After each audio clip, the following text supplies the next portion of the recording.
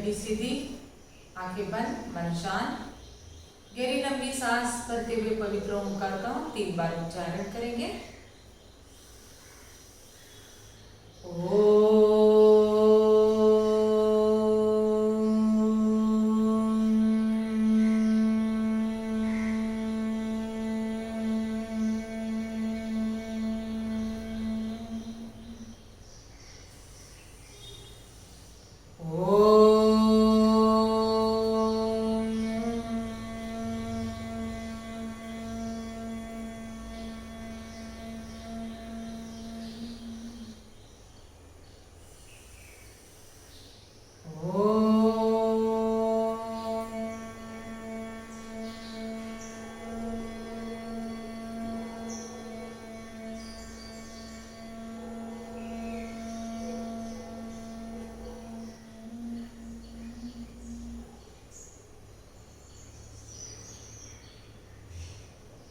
तीन बार ओंकार उच्चारण के बाद हम दोनों हाथों का घर्षण कर लेंगे,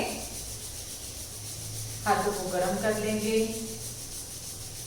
पिरामिड शेप में हमारे सुंदर आंखों के ऊपर हमें पामिंग करना है। हाथों की ऊर्जा आंखों को प्रदान करनी है। आंखों को क्लोजली टाइट एंड खुला करना है, क्लोज एंड ओपन।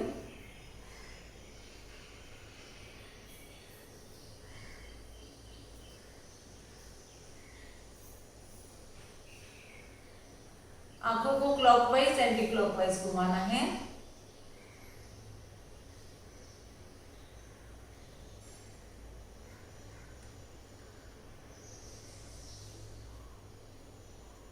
और फिर स्लोली आंखों के ऊपर पंपिंग करते हुए हमें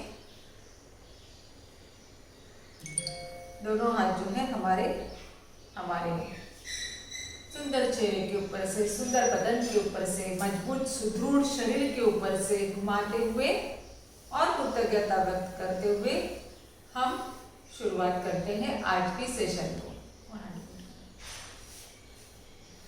तो आज का जो सेशन है हमारा वो फुली हम प्राणायाम कर रहे हैं।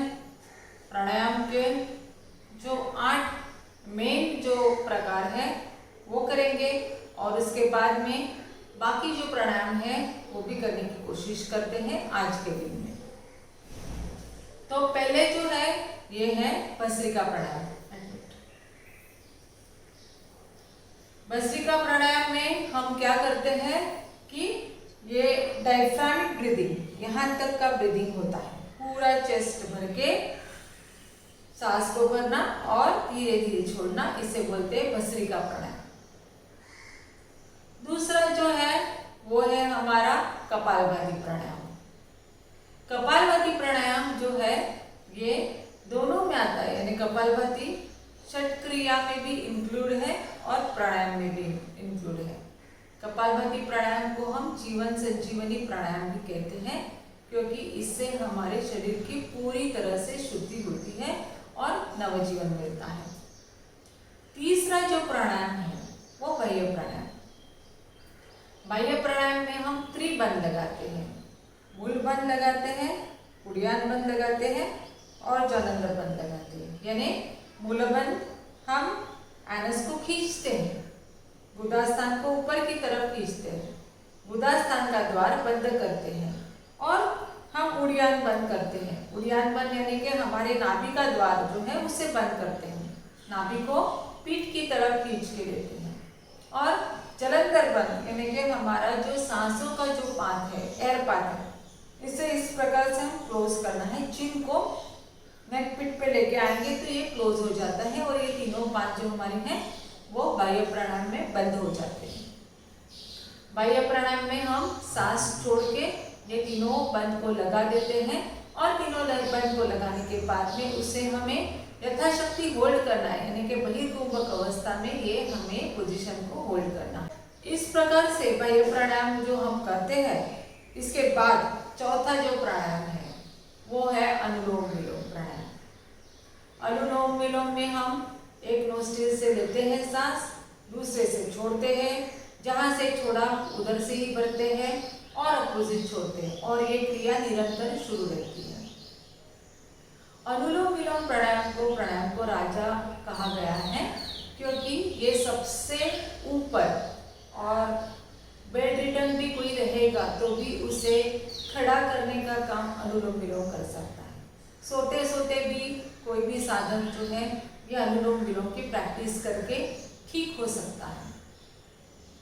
अनुलोम विलोम में यहाँ पे जो हमारे मस्तिष्क भ्रुकुटी के मध्य में 3 नाड़ियाँ होती है, ईड़ा, पिंगला और सुषुम्ना। ये तीनों नाड़ियों को बैलेंस करने का काम जो है वो अनुलोम विलोम करती है। अनुलोम विलोम से मस्तिष्क को भी अच्छा बैलेंसिंग मिलता है। हमारा pineal gland, pituitary gland, hypothalamus gland, इसको बैलेंस, ये जो मास्टर ग्लैंड्स है इसको भी स्टिमुलेशन मिलता है और सभी एंडोक्राइन ग्लैंड्स का जो है आरोग्य अच्छा रहता है। एंडोक्राइन ग्लैंड्स अगर ठीक तरह से काम करती है तो हमारा शरीर एकदम हेल्दी रहता है, हम एकदम अच्छे रहते हैं, ये हमें पता है। तो इसलिए अनुलोम विलोम जो है ये बैलेंसिंग करता है, इसलिए राजा कहा गया है। अनुलोम विलोम का एक और फायदा है कि हमारी जो दो नासिकाएं हैं, लेफ्ट और राइट नोस्ट्रिल जो है वो सूर्य नाड़ी है और लेफ्ट नोस्ट्रिल जो है वो चंद्र नाड़ी है। सूर्य नाड़ी हम सांस भरते हैं तब हमारे शरीर की गर्मी उत्पन्न होती है, बढ़ जाती है, और चंद्र नाड़ी जब चलती है तो शरीर के अंदर की ठंडक बढ़ जाती है। किसी किसी की जो प्रकृति है ये ठंडी या गर्म जो प्रकृति होती है, ये दोनों नोस्ट्रिल में से कोई तो एक नोस्ट्रिल अगर ज़्यादा चलती है, राइट नोस्ट्रिल ज़्यादा चलेगी तो प्रकृति गर्म रहेगी, और नोस्ट्रिल लेफ्ट वाली चलेगी तो प्रकृति ठंडी रहेगी। अनुलोम विलोम से हम ये टेम्परेचर को बैलेंस कर सकते हैं ताकि हमारा आरोग्य एकदम परफेक्ट हो। तो अनुलोम विलोम में हम दोनों टेम्परेचर्स को, राइट और लेफ्ट नोस्ट्रिल को कंट्रोल करते हुए दोनों टेम्परेचर्स को बराबर लेके आते हैं और इस प्रकार से हमारा स्वास्थ्य बहुत अच्छा रहता है।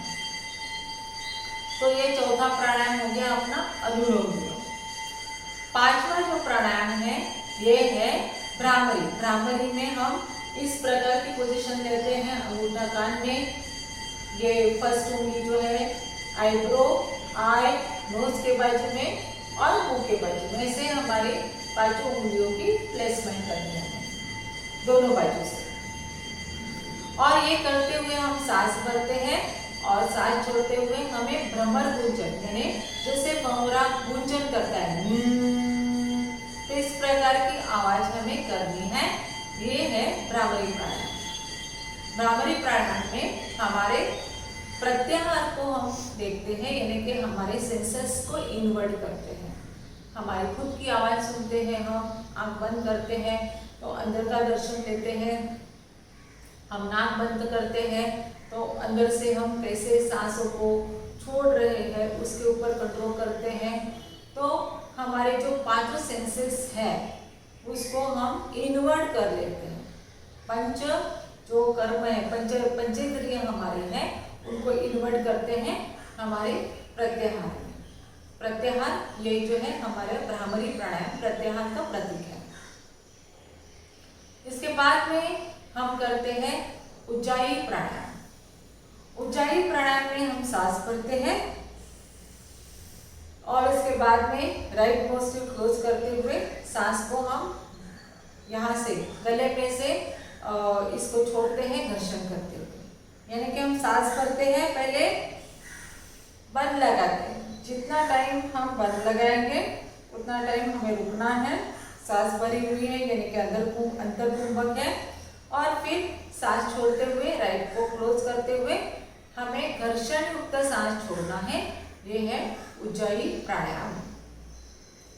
उज्जायी प्राणायाम में हमारे थ्रोट के लिए बहुत अच्छा ये प्राणायाम है। जो थ्रोट इन्फेक्शन होता है या जिनको वोकल कॉर्ड को अच्छा एक्सरसाइज देना है उनके लिए ये बहुत अच्छा काम करता है। सर्दी खांसी अस्थमैटिक जो है उनके लिए भी एक प्राणायाम, जिनको साइनसाइटिस है उनके लिए भी एक प्राणायाम वरदान है। तो उज्जायी प्राणायाम के बाद में हम उद्गीत प्राणायाम करते हैं। उद्गीत प्राणायाम जो है इसमें हमारे ओमकार को हम उच्चारण करते हैं। तो ओमकार का प्रणव उच्चारण जो है ये उद्गीत प्राणायाम में होता है। हमारा ध्यान हमारे आज्ञा अजूना पे रहेगा और हमें सांस भरना है, ओमकार का आराम से उच्चारण करना है। तो ये हो गया हम उद्गीत प्राणायाम में धारणा और ध्यान की तरफ बढ़ते हुए हम भ्रामरी में धारणा करते हैं और उसके बाद में जो है ये ध्यान होता है हमारा। ध्यान यानी कि हमारी समाधि की तरफ चलने का ये फर्स्ट स्टेप है। तो ध्यान जो है ये लगाते हुए उद्गीत प्राणायाम में हम शांत हो जाते हैं, मन शांत हो जाता है, हमारे चित्त जो है वो भी शांत हो जाता है। जो उद्गीत प्राणायाम जिनको नींद नहीं आती है, माइग्रेन है, हेडेक होता है हमेशा, या नर्वस सिस्टम से रिलेटेड कोई भी इशू है जैसे पार्किंसंस है, पैरालिसिस वगैरह है, उनके लिए उद्गीत प्राणायाम बहुत ही सुंदर प्राणायाम है। साथ ही साथ जो बच्चे जिनको कंसंट्रेशन नहीं होता है, हाइपर एक्टिव होते हैं, फिर मेमोरी का कोई इशू है, इनके लिए भी उद्गीत प्राणायाम बहुत अच्छा है। और लास्ट वाला प्राणायाम है वो प्रणव प्राणायाम। साधना की तरफ बढ़ने का ये बहुत ही अच्छा प्रणव प्राणायाम हमें मौका देता है और इसमें हम साधना और समाधि की तरफ बढ़ते हैं, समाधि की तरफ बढ़ते हैं इसमें। और उसके साथ में ओमकार के ऊपर ध्यान लगाते हुए कपाल के मध्य में ओमकार के ऊपर ध्यान लगाते हुए हमें गहरी लंबी सांस भरनी है और गहरी लंबी सांस छोड़नी है। तो इस प्रकार से ये जो 8 प्राणायाम है ये हम पहले करेंगे और उसके बाद में जो बाकी प्राणायाम है वो बाद में देखेंगे। तो मेन प्रवाह के जो 8 प्राणायाम है वो अभी हम करने जा रहे हैं। हम ज्ञान मुद्रा ले ली है, रीढ़ की हड्डी सीधी है, आंखें बंद है, डायफ्रामिक ब्रीदिंग, सांस भरेंगे और धीरे धीरे छोड़ेंगे।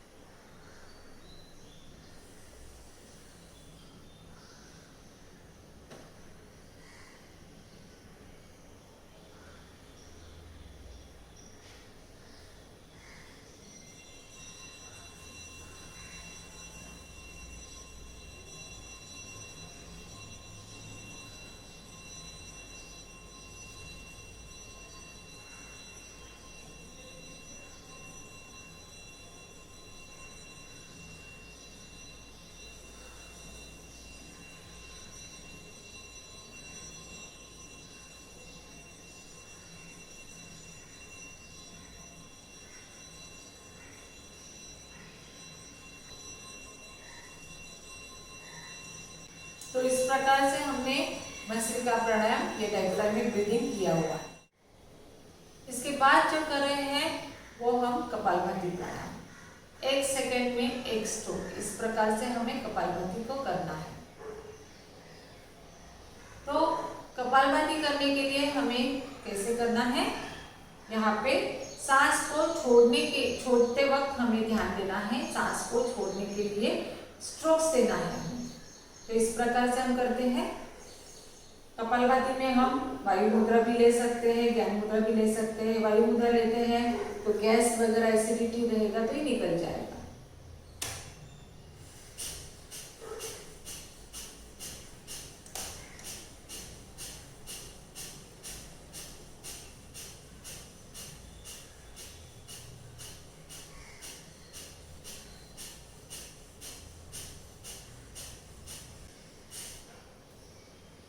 तो इस प्रकार से हमने पूरी सांस छोड़ दी है अभी और पूरी गहरी लंबी सांस भरनी है और धीरे धीरे छोड़नी है। कपालभाति में हम 1 सेकंड में 1 स्ट्रोक करते हैं। तो इस प्रकार से अगर हम 5 मिनट करते हैं तो हमारी 300 टाइम्स कपालभाति के स्ट्रोक्स हो जाते हैं आराम से। तो इस प्रकार से आपको दिन में अगर कुछ भी इशू है आपको निकाल लेना है, ठीक होना है, तो कपालभाति को अच्छे से प्रैक्टिस करना है। कम से कम 1000 बार, कम से कम 1000 टाइम्स आपको कपालभाति करनी है। इससे आपके साइनसाइटिस वगैरह ये सब कुछ ठीक हो सकता है। इसके बाद में थर्ड जो है हमारा प्राणायाम, वो वायु प्राणायाम है। त्रिबंध लगाते हैं हम, सांस छोड़ते हुए त्रिबंध लगाएंगे। हाथ को इस प्रकार से हमारे घुटने के ऊपर रखना है, सांस छोड़ देंगे और तीनों बंद, यानी बुलबंद, ये है हमारा उड़ियान बंद और ये है जालंधर बंद। तीनों पाठ हमारे बंद करने हैं, जिसे बोलते हैं हम वायु प्राणायाम।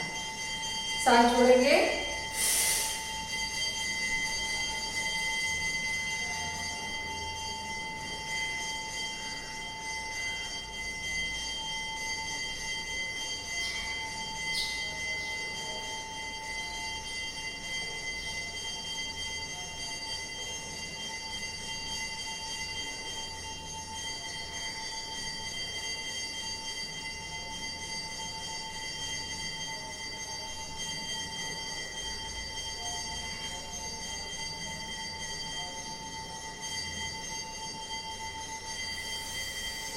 इस प्रकार से जब तक हमें बहिर्कुंभक यानी सांस छोड़ के पेट को खींच सकते हैं, सांस रुका सकते हैं बाहर, तब तक हम ये प्राणायाम करते हैं, होल्ड करते हैं। बाह्य प्राणायाम के बाद हम एक सहयोगी क्रिया करते हैं, उसे बोलते हैं अग्निसार। ये सहयोगी क्रिया है, ये प्राणायाम नहीं है, जो अग्निसार है। तो हम करते हैं सहयोगी क्रिया अग्निसार को। सांस छोड़ देंगे, पेट को अंदर बाहर करना है।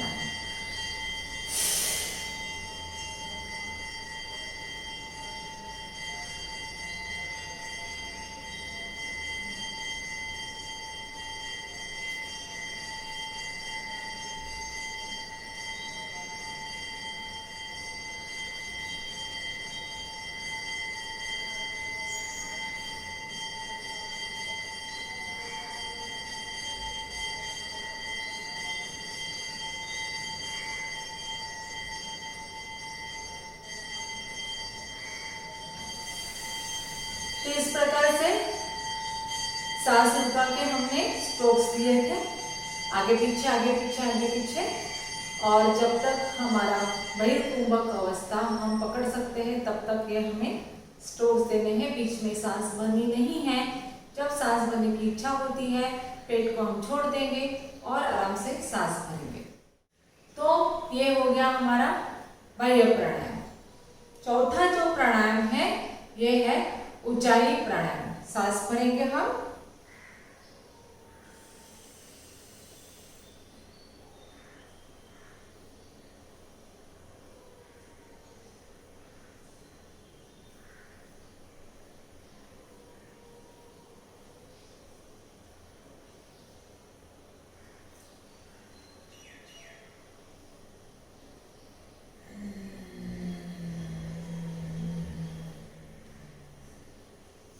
सांस छोड़ते वक्त यहाँ से घर्षण, गले में खराश जैसे निकालते हैं हम करते हैं ना, उस प्रकार से यहाँ पे ये आवाज हमें निकालनी है और थ्रोट को क्लियर करना है। 3 बार करेंगे हम इसको।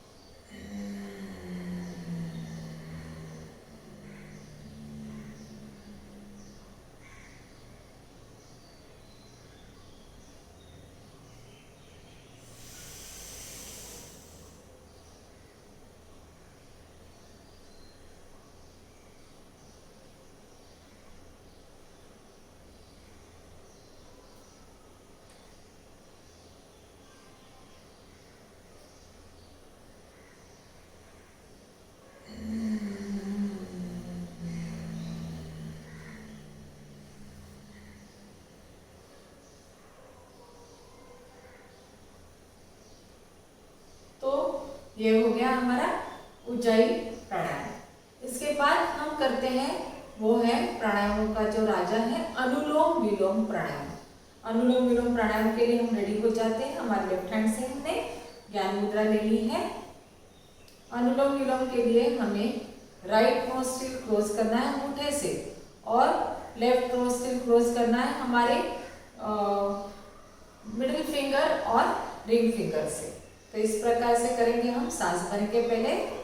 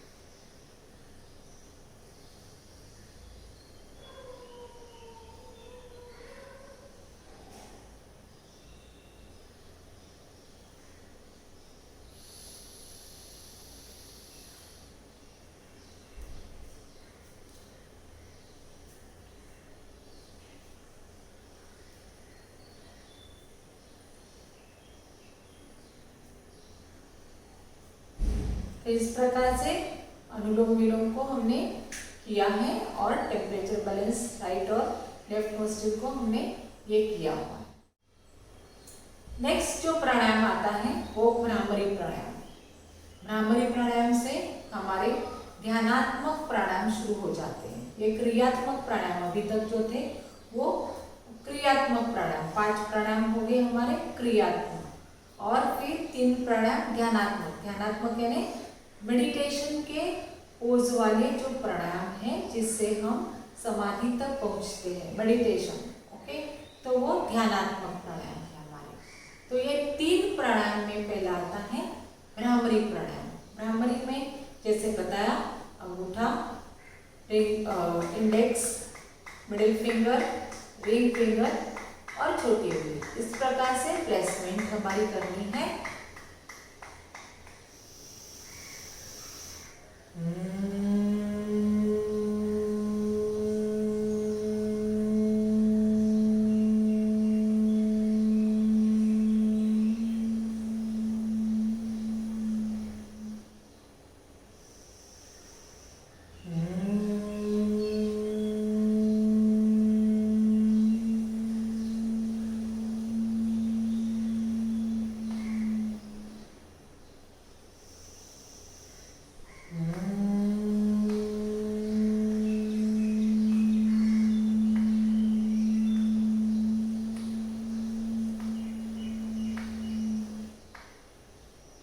इस प्रकार से भ्रामरी करने के बाद हम ज्ञान मुद्रा में आ जाएंगे।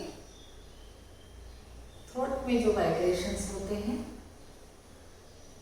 वो वाइब्रेशंस के साथ हमारे हार्ट की तरफ कंपन जाते हैं, थ्रोट में कंपन जाते हैं, मस्तिष्क की तरफ कंपन जाते हैं।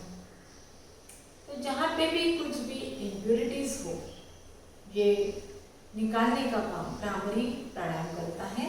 साथ ही साथ हमारा मन शांत हो जाता है और हमारे हृदय चक्र, विशुद्ध चक्र, आज्ञा चक्र और सहस्रार चक्र को भी यहाँ पे हम हील कर सकते हैं, स्टिमुलेट कर सकते हैं। तो इस प्रकार से भ्रामरी प्राणायाम करने के बाद हम करते हैं उद्गीत प्राणायाम। 3 बार हम ओमकार का उच्चारण करेंगे।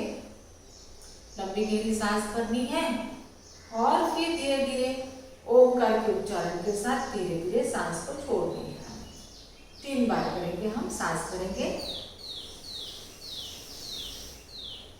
ओ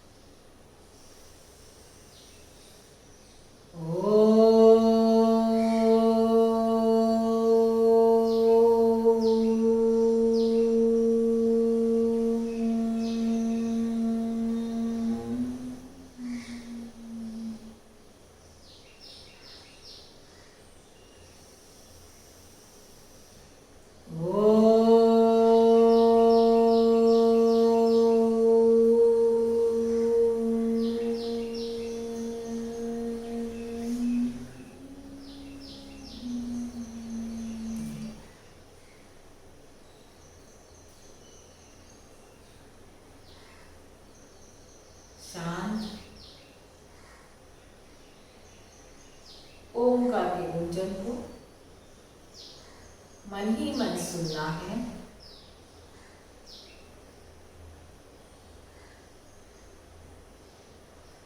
हर सेल, हर पेशी, हर रक्त वाहिनियों को जो ओंकार के गूंजन से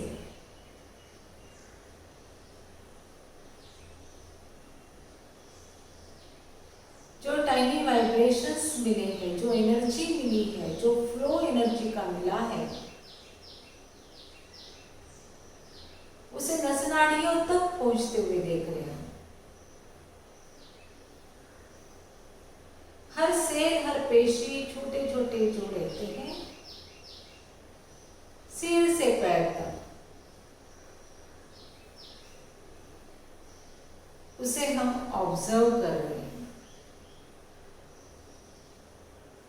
ये प्रणव प्राणायाम सांसों को गहरी तरफ से हम भरते हैं और वही ओंकार का वाइब्रेशंस, वही ओंकार के ऊपर कॉन्सेंट्रेट हम करते हैं कपाल के मध्य में। गहरी लंबी सांस भरते हैं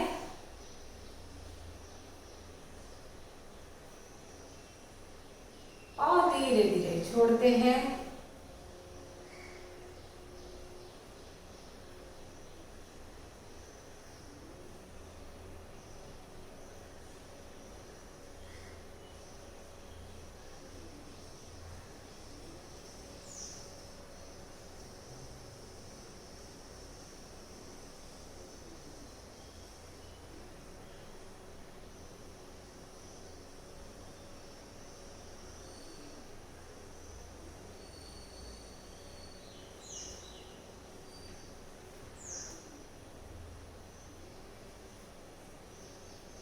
इसके बाद हम धीरे से हाथ को घर्षण करेंगे और बाहर निकल जाएंगे। ये हम धीरे धीरे प्रैक्टिस करते करते, हमारे ध्यान को बढ़ाते बढ़ाते हम ये लेवल तक पहुंचते हैं कि हमारे आत्मा और परमात्मा का मिलन हो गया है, समाधि की तरफ बढ़ गए हैं, मन शांत हो जाता है और निरंतर आनंद का अनुभव हम ये जो है हमारा प्रणव प्राणायाम जो है, इसमें हम बिल्कुल कर सकते हैं। समाधि की तरफ जाने का ये बहुत ही आसान और प्रैक्टिस के साथ आने वाला तरीका है। तो इस प्रकार से हमने हमारे 8 प्राणायाम कर लिए हैं। थोड़े से पैर को खुला कर देंगे हम और उसके बाद जो बाकी के जो प्राणायाम है वो कर लेते हैं। चलो पैर को रिलैक्स कर लेते हैं। आगे पीछे कर लेंगे पैरों को, अंदर बाहर भी कर लेते हैं।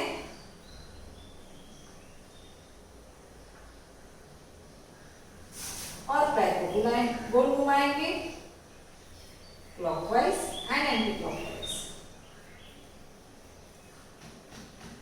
तो इस प्रकार से ये प्राणायाम करने के बाद में जो नेक्स्ट जो है, ये तो आपको करना ही है, ये 8 मेन प्राणायाम जो है वो करना ही है, लेकिन जो डिसीज वाइज जो प्राणायाम करने हैं वो भी बहुत इम्पोर्टेंट है। तो पहला है सूर्य भेदन प्राणायाम, चंद्र भेदन प्राणायाम। तो सूर्य यानी क्या कि हमारी राइट नोस्ट्रिल को हम अगर चलाते हैं तो सूर्य भेदन कहते हैं, लेफ्ट नोस्ट्रिल चलाएंगे तो चंद्र भेदी करेंगे। सूर्य भेदी कौन कर सकते हैं?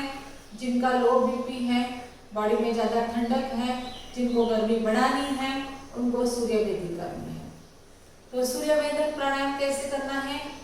राइट को चालू रखना है, इसके लिए लेफ्ट को हमें बंद करना है और सांस भरेंगे हम राइट से और लेफ्ट को छोड़ेंगे। फिर से राइट को भरना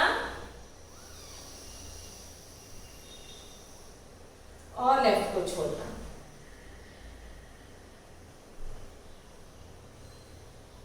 राइट को भरना, लेफ्ट को छोड़ना, राइट को भरना,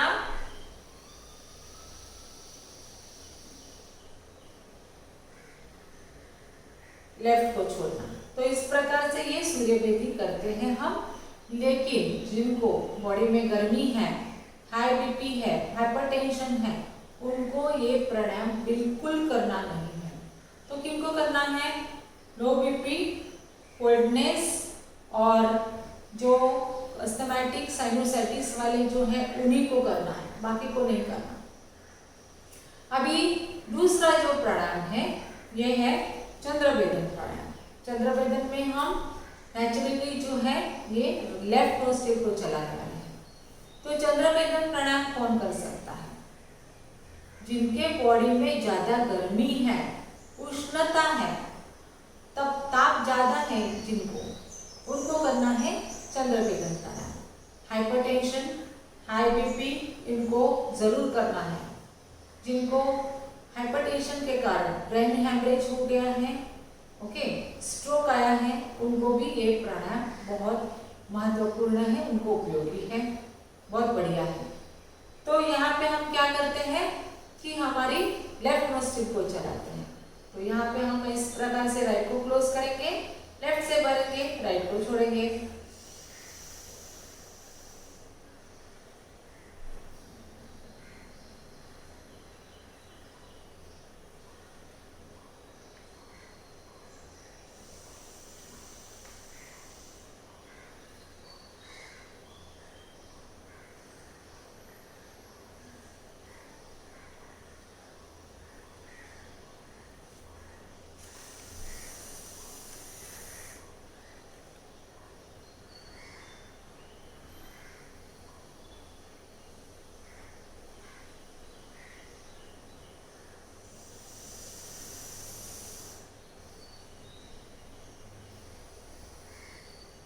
ओके, तो इस प्रकार से हमने ये चंद्रभेदी प्राणायाम किया है।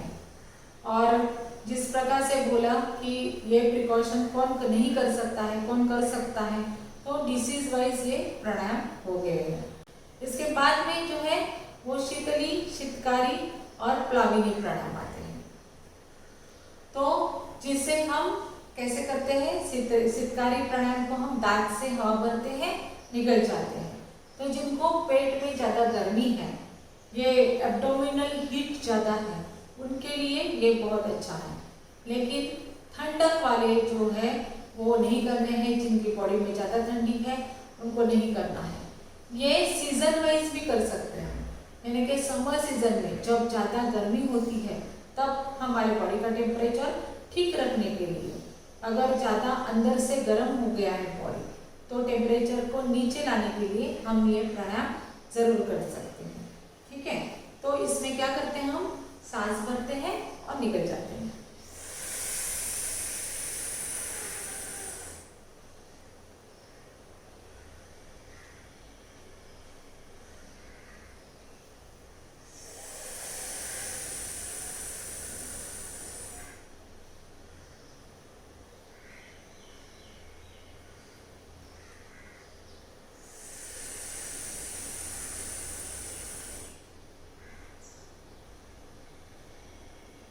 तो इस प्रकार से हमने शीतकारी, फिर शीतली, जीभ को गोल बनाना है और सांस करना है। तो जिनको माउथ अल्सर्स या जीभ में छाले हो गए हैं, जीभ में फोड़ी आ जाती है, छाले पड़ जाते हैं, अल्सराइटिस हो जाता है, माउथ अल्सर्स हो जाते हैं, एसिडिटी ज़्यादा है, ओके, पेट में अल्सर है, पेप्टिक अल्सर वगैरह ऐसे कोई भी इशू है, तो इनको ये सभी जो ठंडक वाले जो हैं वो प्राणायाम करने बहुत ही उनको ये उपयुक्तता साबित होती है और बहुत ही बढ़िया प्राणायाम ये है। तो ये हम करते हैं इस प्रकार से।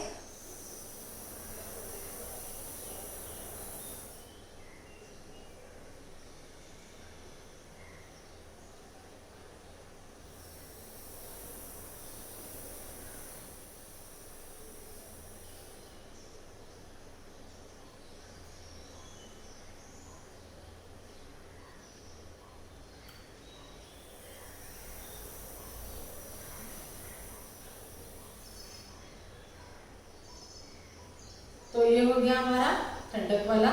इसके बाद नेक्स्ट जो ठंडक वाला है वो प्लाविनी प्राणायाम है। प्लाविनी प्राणायाम में हम क्या करते हैं, जीभ को उल्टा तालु को लगा देते हैं और फिर सांस भरते हैं, मुंह से अंदर निकल जाते हैं।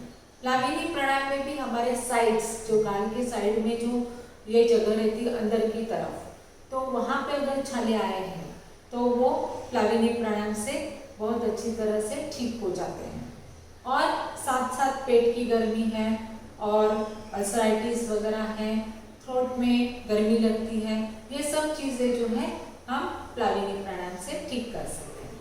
इसके लिए क्या करना है, हमें जीभ को उल्टा करना है, सांस भरना है और निकल जाना है।